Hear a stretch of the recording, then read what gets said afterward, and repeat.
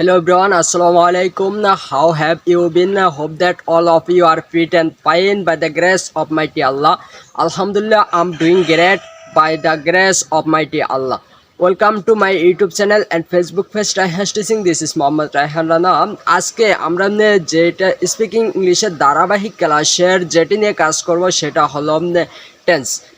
Maybe you know tense is very important for learning English if you wanna be fluent in English.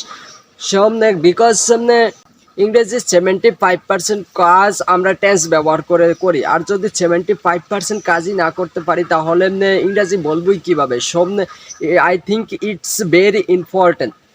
So আজকে আমরা আমরা আজকে যেই টেন্সটি নিয়ে কাজ করব সেটি হলো প্রেজেন্ট কন্টিনিউস।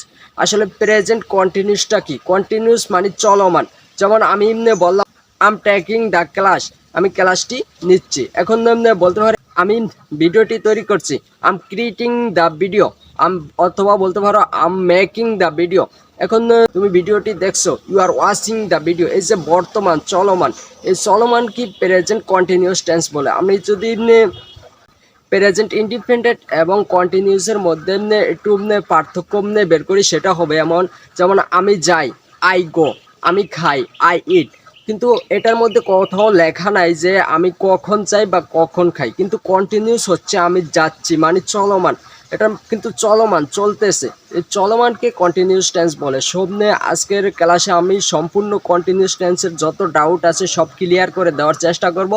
যারা ভিডিওটা সম্পূর্ণ দেখবা তারা শত শত বাক্য কীভাবে তৈরি করে সেটা শিখতে পারবে এবং কীভাবে প্রশ্ন করবে এবং কিভাবে উত্তর দিবে একটি টেন্স ব্যবহার করে সেটা সম্পূর্ণ এই ভিডিওতে থাকবে। So let's start today our class. আজকে আমরা প্রেজেন্ট কন্টিনিউয়াস টেন্স নিয়ে কাজ করব। বর্তমানে চলমান কোনো কাজকে বোঝালে, যেন আমি এখানে লিখে দিয়েছি বর্তমানে চলমান কোনো কাজকে বোঝালে প্রেজেন্ট কন্টিনিউয়াস টেন্স হয়। সামনে দেখা যাক এটার গঠন কি, এবার কিভাবে শত শত বাক্য তৈরি করা যায় এটা দিয়ে। এটার গঠন হয় subject plus am is are plus ভার্বের সাথে আইএনজি প্লাস অবজেক্ট। যেমন আমি কিছু এক্সাম্পল এখানে দিয়েছি। আমি বললাম আমি একটি বই পড়ছি, মানে বর্তমানে চলতেছে পড়ার কাজটা। এখানে কি হবে, প্রথমে একটা সাবজেক্ট আনতে হবে। আমি সাবজেক্ট আনলাম আই, মানে আমি। আয়ের সাথে আমরা জানি এম হয়। আই এম রিডিং, আমি পড়ছি। আম রিডিং, আমি পড়ছি। আম রিডিং, আমি পড়ছি। আ বুক, একটি বই, আমি একটি বই পড়ছি।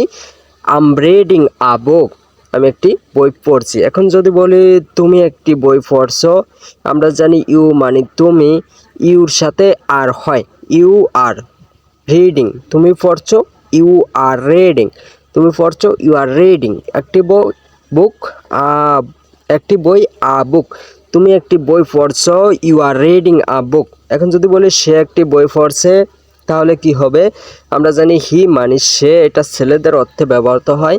হির সাথে হয় ইজ, হি ইজ রিডিং, সে পড়ছে, হি ইজ রিডিং, সে একটি বই পড়ছে, হি ইজ রিডিং আ বুক, সে একটি বই পড়ছে, হি ইজ রিডিং আ বুক। আশা করি অনেক ভালোভাবে বুঝতে পারছো। এখন যেটা নিয়ে কাজ করব সেটা হলো এগুলা দিয়ে আমরা কিভাবে শত শত বাক্য তৈরি করতে পারি শুধু এই স্ট্রাকচারটা ব্যবহার করে। এটা আমরা প্রথমেই দেখেছি, স্ট্রাকচার হয় সাবজেক্ট প্লাস এমিজার প্লাস ভার্বের সাথে আইএনজি প্লাস অবজেক্ট। এখন শত শত বাক্য তৈরি করার নিয়মটা দেখানো যাক। যেমন আমি প্রথমে নিলাম আই, আই মানে আমি, আয়ের সাথে হয় এম, আমি আগেই বলেছি। আম গোয়িং, আমি যাচ্ছি, আমি যাচ্ছি, আম গোয়িং। এখন যদি বলি আমি খেলছি, আম প্লেয়িং, আমি জানছি, আম নাউইং, আমি হাঁটছি, আম ওয়াকিং, আমি হাঁটছি, আম ওয়াকিং। আমি সাক্ষাৎ করছি, আম মিটিং, আমি সাক্ষাৎ করছি, আম মিটিং। এখন যদি বলি আমি পড়ছি, আম রিডিং, আমি পড়ছি, আম রিডিং। আমি ঘুমাচ্ছি, আম স্লিপিং, আমি ঘুমাচ্ছি, আম স্লিপিং। আমি করছি, আম ডুইং। এখন সাবজেক্ট চেঞ্জ করে বলি, তাহলে যখন ইউ, ইউ মানে তুমি, ইউর সাথে আমরা জানি আর হয়, ইউ আর গোয়িং, তুমি যাচ্ছ, ইউ আর গোয়িং। তুমি খেলছো, ইউ আর প্লেয়িং, তুমি জানছো, ইউ আর নাউইং, তুমি এমনি হাঁটছো, ইউ আর ওয়াকিং। তুমি হাঁটছো, ইউ আর ওয়াকিং। তুমি সাক্ষাৎ করছো, ইউ আর মিটিং। তুমি সাক্ষাৎ করছো, ইউ আর মিটিং। তুমি এমনি ঘুমাচ্ছ, ইউ আর স্লিপিং। তুমি করছো, ইউ আর ডুইং। এখন যদি বলি হি দিয়া, হির সাথে হয় কি? হির সাথে হয় ইজ।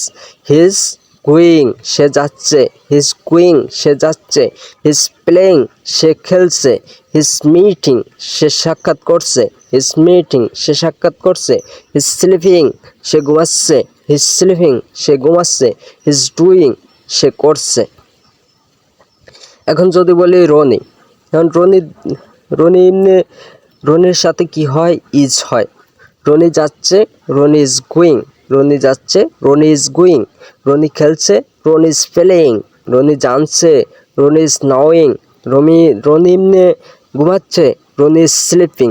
রনি করছে, রনি ইজ ডুইং। আশা করি বুঝতে পারছো। এগুলা দিয়ে ভিডিওটা অনেক বড় হয়ে যাবে, সেজন্য আমি সবগুলা দিয়ে দেখাচ্ছি না।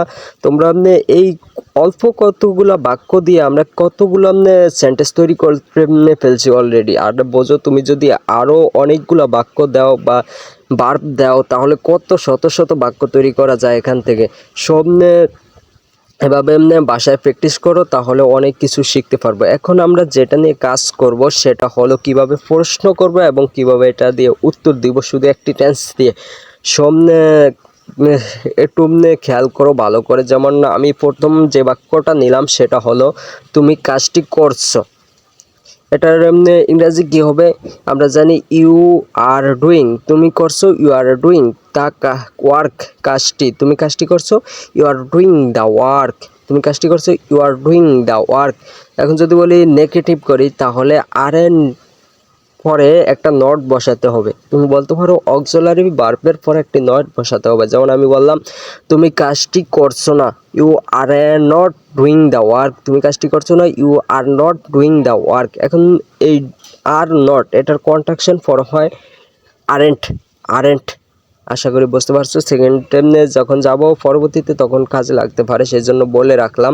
এখন যদি প্রশ্ন করি, তুমি কি কাজটি করছো? তুমি কি কাজটি করছো মানে তুমি কি কাজটি করতেছো, তাহলে কি হবে? Are you doing the work. এই যে অক্সিলারি ভার্বটা আছে, এই ভার্বটা সাবজেক্টের প্রথমে চলে যাবে। Are you doing the work, তুমি কি কাজটি করছো? তুমি কি কাজটি করছো?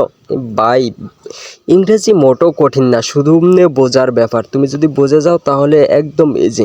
সামনে নেক্সট আরেকটা প্রশ্ন আমরা করতে পারি, সেটা হলো তুমি কি কাজটি করছো না। এই যে আর এবং নটের কন্ট্রাকশন ফরম আমি বললাম আরেন্ট, সেটা এখানে বসাবো। Aren't you doing the work, তুমি কি কাজটি করছো না।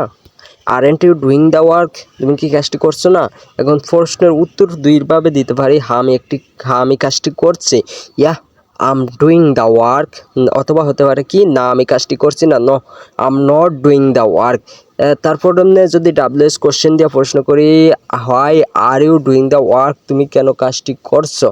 এখন আরেকটা প্রশ্ন এখানে হতে পারে, why aren't you doing the work, তুমি কেন কাজটি করছো না। Why aren't you doing the work, তুমি কেন কাজটি করছো না।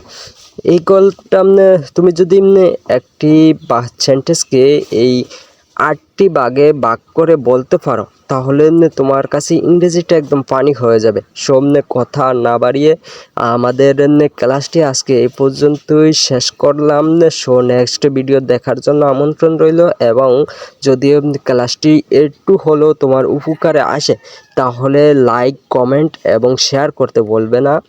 আল্লাহ হাফেজ।